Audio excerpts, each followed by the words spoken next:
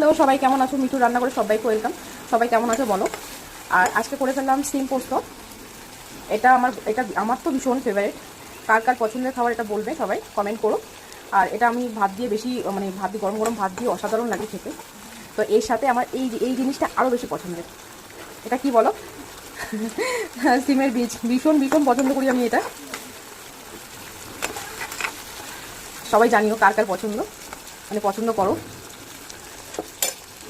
একদমই রেডি হয়ে গেছে। প্রথম কড়াইটা গরম হওয়ার পরে সরষে তেল দিয়ে দিলাম। তারপরে সিমগুলোকে এখন হালকা করে ভেজে নেবো। এখানে একটা পেস্ট করে নেবো, পোস্ত, সর্ষে আর কাঁচা লঙ্কা। এরকম লাল লাল করে ফ্রাই করে নিয়েছি। এবার এটাকে নামিয়ে দেবো। এখন ফোড়নে দিয়ে দেবো কালো জিরে আর একটা লঙ্কা, শুকনো লঙ্কা। যে পেস্টটা করে রেখেছি এখন সেই পেস্টটা এখন ঢেলে দেবো। নুন, হলুদ, সামান্য একটু মিষ্টি। সর্ষে বাটা